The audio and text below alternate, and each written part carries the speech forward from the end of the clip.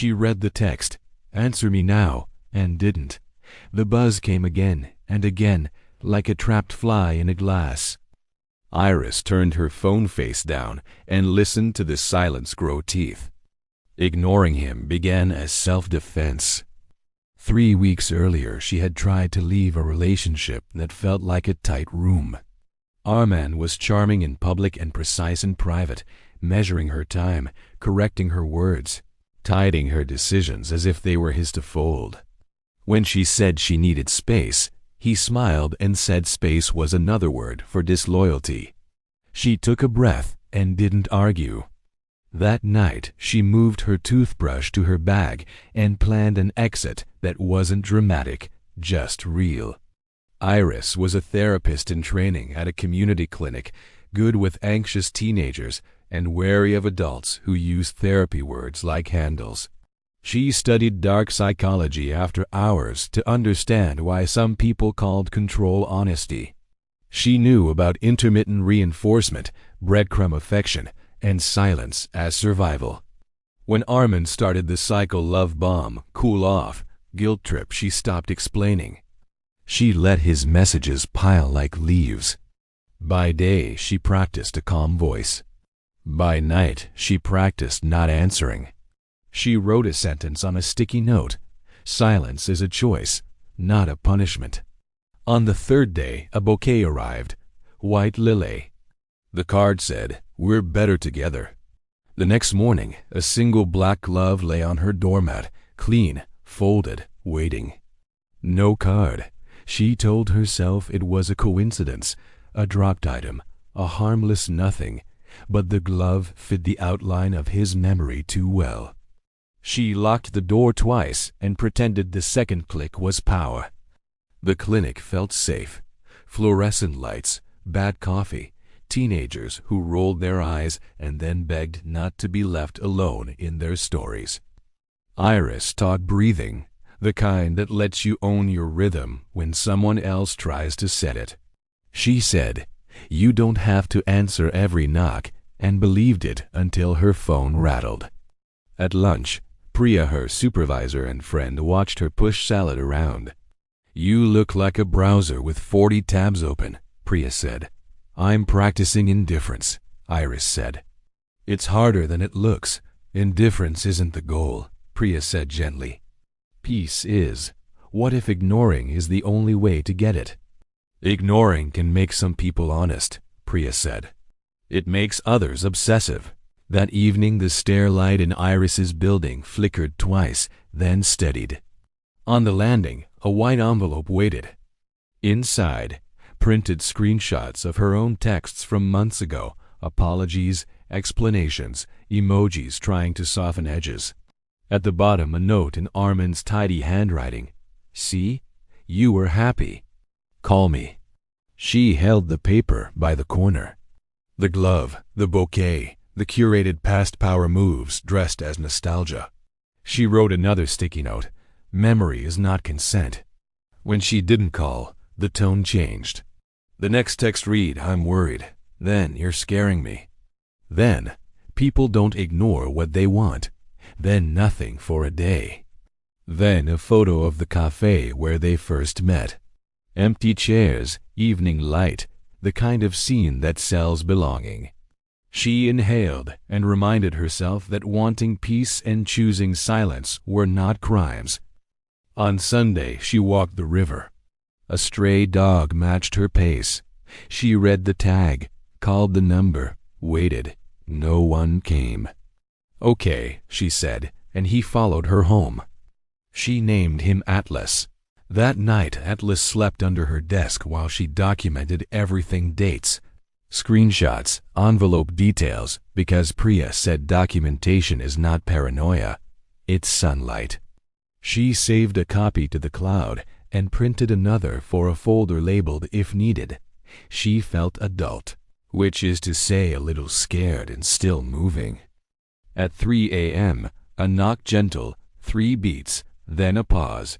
Atlas lifted his head. Iris stood behind the door and didn't look through the peephole. A whisper slid under the door, too soft to catch. Footsteps retreated. She didn't sleep after that. At dawn, she carried the folder to the police station. The officer took notes, nodded, said all the legal words in the right order. "No explicit threat," he added, apologetic. "Keep everything. Don't engage." "I'm already not engaging," she said. "That's good," he said. "Just know it sometimes makes certain personalities escalate." She walked home slower. She bought a thin book on boundary language. On her block, a man in a gray hoodie leaned against a lamppost. Not Armin, she told herself. Still, she crossed to the other side. Inside, she placed her phone in a drawer and brewed tea. She wrote, "The dark psychology of ignoring is simple. Silence can be love for yourself or a leash for someone else. Choose which." At sunset, a final message arrived. Not a text, not an email. A new note on the bathroom mirror she could swear she had checked. "You will answer eventually. Everyone does." The handwriting was neat, not hers this time. She stared at it, felt anger burn through the fog, and understood the hook. Ignoring wasn't starving the story. It was changing the author. She peeled the note off, tore it, and burned it. Paper curled. "No," she told her reflection. Her phone buzzed. She let it. Footsteps paused and moved on. She opened her window and let the city breathe into the room, a steady hush that reminded her of oceans she had never seen. In the glass, she caught her outline and Atlas curling at her feet, a small constellation, proof. She thought about obsession, how it is just attention with its brakes cut, and about power, how it borrows any tool within reach. She promised herself 3 things before bed. Document everything, tell Priya the whole truth, and speak only in sentences she could defend when afraid. The promises felt like buttons closing a coat. She locked the door, checked the stove, set the folder by her shoes. Somewhere, a siren slid through the night and thinned to nothing. Iris switched off the lights and stood in the soft dark she chose. By Monday morning, the apartment smelled like burned paper and overbrewed coffee. Iris watched steam curl from the mug and tried to convince herself the weekend had been a long, bad dream. But the glove still sat in a plastic bag on her table, and the dog's ears still twitched whenever footsteps passed the door. Ignoring had stopped being quiet. It had become work. Every choice, when to check her phone, where to look, how to breathe, felt like a test of endurance. She used to think power was loud, all shouting and slamming doors. Now she knew it could whisper. At the clinic, Priya studied her. "You look like you're walking through static." "I'm fine," Iris said automatically. Fine is therapist code for unraveling. Iris laughed once, brittle. "He's still trying. Notes, texts. I don't reply." "That's supposed to make it stop, right?" Priya hesitated. "Sometimes it makes them want a reaction more." Silence can mirror a void, and voids echo. That afternoon, Iris led a session with a teenage client who described a boyfriend that kept texting. "If you loved me, you'd answer." Iris almost said, "Block him," but stopped. The girl was shaking. "He says I make him crazy," the girl whispered. "That's not love," Iris said softly. "That's control disguised as panic." The words hit her own chest like recoil. When she got home, a small parcel waited. Inside, a silver key. No note, no return address. She checked every lock in the apartment, none fit. Atlas growled at the sound of her phone vibrating on the counter. New message, new number. "You kept my spare. Thought you'd need it." Her stomach nodded. She deleted it, then retyped it in her journal for evidence. Documentation was her armor now. She scanned the room. Window, curtains, phone camera on the shelf, still where she'd hidden it. She pressed record. That night, she dreamed she was back in Armin's kitchen, the marble counter too bright. He stood behind her, whispering compliments that turned into commands. When she tried to leave, her feet sank into the tile like wet cement. She woke at 4 a.m. to Atlas barking. A light moved outside, just a passing car, maybe, but the dread stayed. She called Priya. "Sorry," Iris said, voice shaking. "I know it's late. Tell me what happened. Someone's outside. Or maybe I'm imagining it. You're not crazy," Priya said. "You're reacting to fear that was taught. Fear is data. Can you stay somewhere else tonight?" "I don't want to give him that satisfaction. Power isn't what he thinks you'll do," Priya said. "It's what you choose anyway." By morning, Iris packed a small bag and took Atlas to her sister's place across town. The city looked different from the train window, grainy, almost harmless. Her sister, Maya, hugged her tight. "You look like you've been living in lowercase," she said. They drank wine, laughed, let the TV play noise. But when Iris went to shower, steam fogged the mirror and words appeared in the condensation. "Miss me yet?" She screamed. Maya ran in. The message vanished into streaks of water. The landlord changed the locks. Still, Iris slept with the lamp on. Her phone buzzed once at 2 a.m., screen lighting the ceiling. "Unknown number. I liked the dog. You never liked boundaries." The next day she filed a restraining order. Paperwork, signatures, hope stapled into legal language. The officer promised, "We'll deliver it today." That evening Priya texted, "He came to the clinic asking for you. I said you're on leave. We'll add security." Iris sat very still. The air hummed. For the first time, anger edged out fear. She opened her laptop and began writing an article draft titled, "The Psychology of Ignoring, When Silence Becomes Survival." Paragraph after paragraph poured out, how abusers twist indifference into challenge, how obsession is a mirror held up to emptiness. She didn't name him, but the truth pulsed beneath every line. She hit save and closed the screen. "You wanted attention," she whispered. "You're going to drown in it." But power, she knew, doesn't surrender quietly. At midnight, her phone rang again, blocked ID. She let it ring out, then listened to the voicemail. A man's calm voice said, "You don't decide the ending, Iris. You never did." Her throat tightened. She forwarded it to Priya and the police, attached timestamps. Documentation, she reminded herself. Light.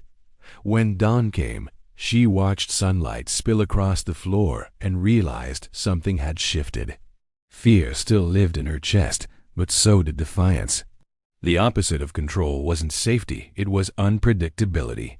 She could still surprise him. She opened a new note on her phone and typed, "Plan the reversal." Atlas rested his head on her knee. She stroked his fur and whispered, "You can't chase someone who's already turned around." Outside, the city started to wake, indifferent and alive. She decided to stay that way too. By Monday, Iris understood that ignoring wasn't quiet anymore.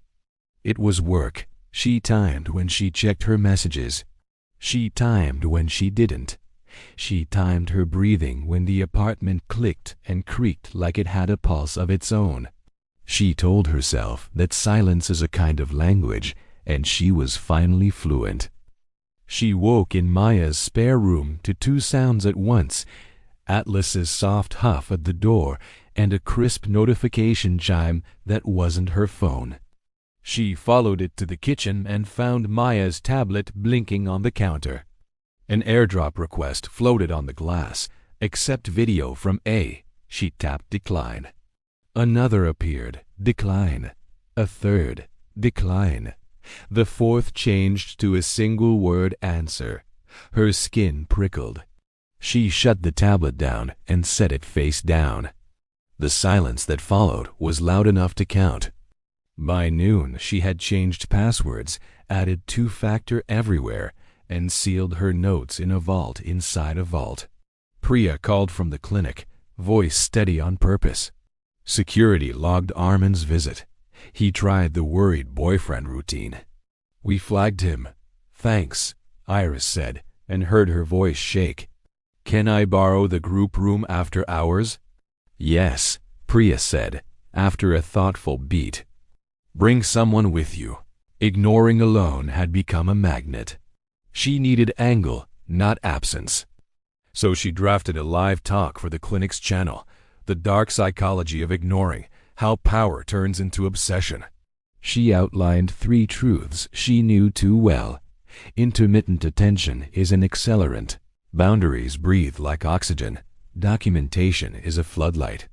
She rehearsed at Maya's small table while Atlas watched like a worried usher.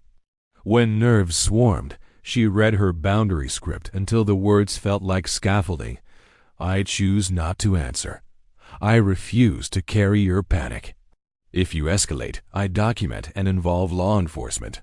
It sounded wooden at first. Then it sounded like her. At dusk, they returned to Iris's apartment together. The new deadbolt slid clean. Citrus cleaner and dust greeted them. No glove, no mirror note. Relief arrived wearing ordinary smells. Iris placed 2 cameras in sight, and 2 where only she knew. 1 to the door, 1 to the hall, 1 to the window, 1 to the kitchen. She let the cameras be her indifference, cool, tireless, incapable of being baited. At 7, she went live from the clinic while Priya moderated off-screen. Her hair was pulled back, her face was open. Her voice was even. She spoke about silence as medicine and poison, about how some people treat distance as data and others treat it as a dare. She told a nameless story about a woman who chose quiet and a man who decided to be the ending anyway. Comments climbed the screen like ivy. "Same thing happened to me. How do I stay no contact? What if he shows up at work?" Iris answered with calm, practical language. "The opposite of control isn't reaction, it's choice," she said. "You don't have to pick up a rope because someone throws it." Halfway through, a silent alert lit her phone. Motion, apartment door. The preview showed hallway carpet and half a shoe at the frame. Maya saw the color leave Iris's face and squeezed her hand out of frame. Priya typed on the laptop. Police en route. Iris kept the pace she set. She pivoted to the math of documentation timestamps, screenshots, forwarding voicemails, naming patterns the way you name storms. "Ignoring isn't cruel," she said, hearing her voice steady itself. "It's refusing an invitation to chaos." When the stream ended, she let quiet sit for 30 seconds like proof. Then the deadbolt trembled. 3 soft tests and stilled. Atlas stood, tail low, silent and enormous. Iris pressed the intercom. "The order has been served," she said, clear as glass. "Leave." Footsteps receded, measured, unhurried. Sirens lifted somewhere nearby and thinned again. Iris exported the doorcan clip to the cloud, to 2 drives, and to Priya's inbox. Her hands shook only when the progress bars were done crawling. Morning brought a florist's call to confirm a standing delivery she hadn't ordered. She canceled, logged the details, and blocked the number. Priya texted a photo cropped tight, a sheet of printer paper taped to the clinic door after hours answer me above a smiley face with no eyes. Security saved the footage and filed the report. Fear rose like heat and then passed. Iris took Atlas to the park and walked until her breath matched the trees. She practiced unpredictability. New route, new cafe, new chair by the window where the light felt like armor. That evening, she hosted a tiny after-hours group in the clinic. 2 clients with stories shaped like hers, Priya and a legal advocate from a partner nonprofit. They wrote boundary scripts, sentences like locked doors. Iris read hers aloud until it sounded human. "I choose not to answer. I am not responsible for your anxiety. I will involve law enforcement every time. The advocate showed them how to keep a clean evidence trail and how to talk to a judge without apologizing for existing. When the women left, lighter and taller, Iris felt taller too. Near midnight, back home, she checked the hall before unlocking her door. A postcard leaned against the frame, a lighthouse in fog. On the back, tidy script read, "Even beacons answer the dark." Her hands wanted to tear it. Her training made her slide it into a plastic sleeve. She texted Priya and Maya, fed Atlas, and opened the balcony to let cold city air rinse the rooms. For the first time in weeks, sleep came quickly. She dreamed of switchboards and labels, of unplugging voices that weren't hers and naming the wires she kept. She woke at 5 with a steady heart. The cameras had caught only her neighbor collecting a package. The inbox held another blocked voicemail of empty static. She saved it anyway. Then she finished her article and sent it to a site she trusted. The last line read, "If silence turns their want into fury, remember, you didn't make the fire, you only stopped carrying kindling." At 9 the detective called. The temporary order had been served. A hearing date was set. "Keep doing exactly what you're doing," he said. "You're building a straight line for the judge." Iris thanked him, then stood at the window with Atlas while a delivery truck blinked into a space and out again. The city, blessedly indifferent, kept being a city. She pressed her palm to the glass and felt an uncomplicated fact. Her world was larger than one man's appetite. That afternoon, locking up to meet Maya, she felt a faint vibration inside the doorframe. She crouched and found a wafer-thin tracker wedged behind the strike plate, small and pale as a mint. For a second, the hallway tilted. Then training returned. She snapped photos, pried it loose with a butter knife, slipped it into a foil pouch from Priya's kit, and labeled it with the date and time. She stood, taller than before. Ignoring hadn't shrunk her life. It had made space for this clarity. She messaged the detective and Priya and attached the pictures. On her way downstairs, she passed a maintenance man she didn't know. He tilted his head with practiced indifference, but his shoes matched the half-seen shoe from the door alert. Iris held his gaze a heartbeat longer than polite. He smiled first and looked away. Small, but she counted it. Control likes certainty. Uncertainty bruises it. Outside, the sky felt wider than yesterday. She took the long route to Maya's, changed trains twice, and didn't check her phone until she reached a bench in warm light. That night, she set the cameras to notify the detective automatically, moved Atlas's bed beside the door, and lay on the rug with him until their breaths matched. In the new quiet, she learned the truest thing about power games. You don't beat them by shouting. You beat them by widening the room. Her silence was no longer a wall. It was a door she could open and close. For the first time since the black glove, she felt the handle in her hand. By the end of the week, the detective had the tracker bagged and logged. The official words, "case number pending," felt thin, but they marked a border between before and after. Iris spent the next 3 days testing that border, seeing what normal felt like when you rebuilt it from splinters. She still checked every reflection twice, still jumped at Atlas's sudden bark, but the panic had cooled into precision. She moved into a new sublet across the river. 4th floor, no shared hallway. Locks she installed herself. Maya painted one wall yellow, "So the place knows joy lives here," she said.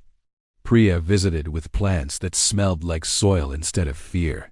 They laughed once, long and startled, at the absurdity of it. Grown women turning screwdrivers into therapy. That night, Iris unpacked her cameras. One she aimed at the door, one at the window, one at the screen of her laptop, not to watch for him, but to record her own story this time. The title slide read "The Psychology of Ignoring: How power turns into obsession. She pressed record. My name is Iris Nolan. For months, I learned how silence can twist. This isn't a revenge tale. It's a map. When you stop feeding someone's hunger for control, they try to eat the silence instead. But silence, when you claim it, is nourishment. Her voice stayed steady. She spoke about pattern spotting, documentation, safety planning, about how isolation pretends to protect you, but really shrinks the air. She kept every sentence in plain American English so anyone could follow. She ended with a soft instruction.